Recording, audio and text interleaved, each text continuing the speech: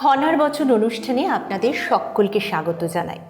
তন্ত্র যোগ জ্যোতিষে যিনি পারদর্শিনী, বলবো না বাংলার জগৎ জননী, সেই মা এই মুহূর্তে রয়েছেন আমাদের সঙ্গে, খনা মা, যার সাথে কথা বললে, যার দর্শনে, যার আদরে মন ভরে যায়। আমরা মায়ের কাছে যাই আমাদের মনের নানান অসুখ নিয়ে, নানান দুঃখ নিয়ে।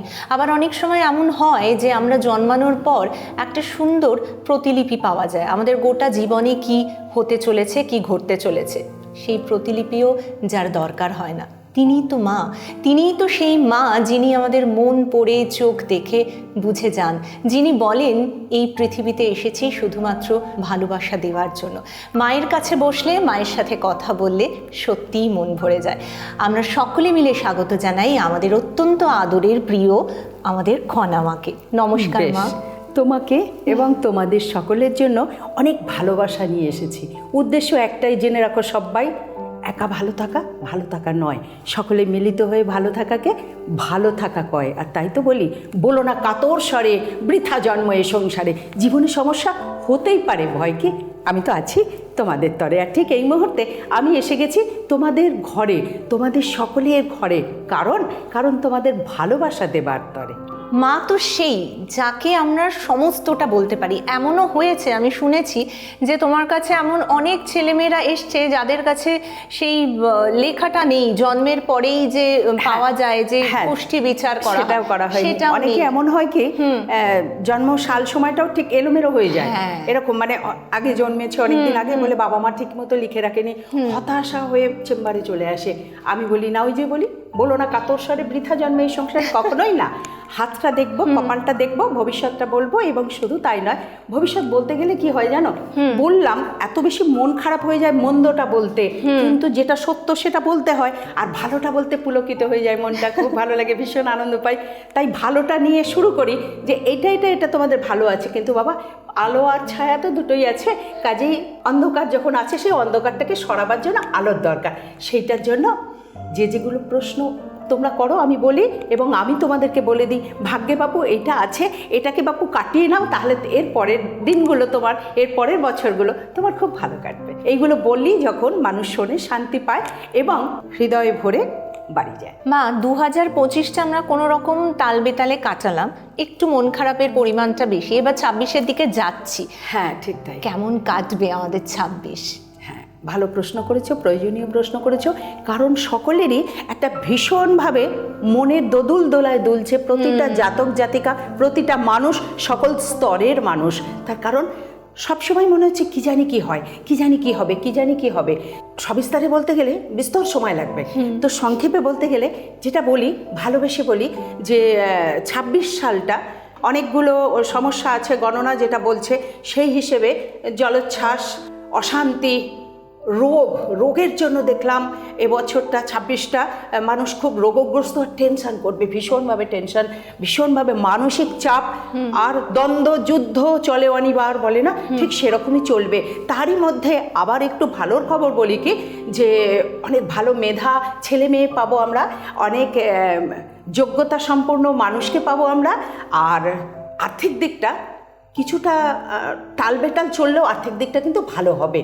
চাকরি বাকরির দিকটা, ব্যবসার দিকটা একটু টালবেটাল গেলেও মনের জোর করে এগিয়ে যাবে, দেখবে সফলতা অবশ্যই পাবে। আর শরীরটার দিকে একটুখানি সবাই খেয়াল রাখবে। তার জন্য কোনো কিছু প্রতিকার প্রয়োজন নেই, প্রয়োজন শুধু শরীর ভালো রাখার জন্য একটু যোগব্যায়াম, একটু যোগাসন করবে, তাহলেই ঠিক আছে। একটু শিব ঠাকুরকে ডাকবে, যাদের দীক্ষা নেওয়া হয়নি তারা একটু দীক্ষা নাও, একটু ভগবানকে ডাকো। এই বছরে 26-এ কিন্তু ভক্তিভাবটা মানুষের মধ্যে ভীষণ জাগবে, এটা একদম সত্যি কথা। নানাবিধ অশান্তি, জলোচ্ছ্বাস, যুদ্ধের মতন অশান্তি চলবে, ভীষণভাবে কষ্ট হবে। তারই মধ্যে রক্ষা করবেন যিনি রক্ষা করবেন, ভগবান বিষ্ণু, স্বয়ং শিব ঠাকুর। তাই তাদেরকে ডেকে আমরা পরিত্রাণ পাবো, পরিত্রাণী চাইবো একেবারে। মা, এত মন্দের মধ্যে কিভাবে আমরা পরিত্রাণ পাবো? এইটাই, হ্যাঁ ঠিক বলেছো। পরিত্রাণ সকলের প্রয়োজন, ভীষণভাবে প্রয়োজন। সেই পরিত্রাণের জন্য আমি এসেছি, তোমরা সবাই জানো, তোমাদের জানা হয়ে গেছে, আমাকে বোঝা হয়ে গেছে, বরানগর রামকৃষ্ণ দিগদর্শন সেবাশ্রম থেকে। এই বরানগর রামকৃষ্ণ দিগদর্শন সেবাশ্রমে পরিত্রাণের কিন্তু একটা ব্যবস্থা আছে বাপু, তোমরা জানো, বহু বছর ধরে যাচ্ছ সেখানে, তোমরা পাচ্ছ পরিত্রাণ। সেই পরিত্রাণের জন্য তোমাদেরকে বলা, সেটা হচ্ছে মা সংকট নাশিনী পুজো হয়। মা সংকট নাশিনীর পুজো প্রতি মাসে একটি করে মঙ্গলবার মা জাগ্রত হন, মা কৃপা করেন। সেই কারণে সেখানে পৌঁছাতে হয় একটি করে মনোবাসনা। যে কোনো একটি করে মনোবাসনা নিয়ে যাবে, সেই মনোবাসনা অবশ্যই পূর্ণ হবে।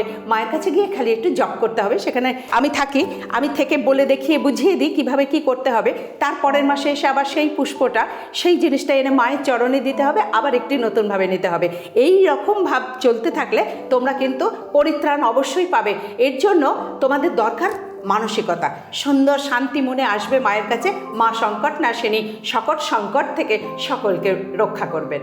কারণ আমাদের ওই আশ্রমে নানান রকমের চিকিৎসার ব্যবস্থা হয়, পড়ানো হয়, গীতা পাঠ শেখানো হয়, চণ্ডী পাঠ শেখানো হয়, পৌরত্ব শেখানো হয় এবং যোগব্যায়াম শেখানো হয়।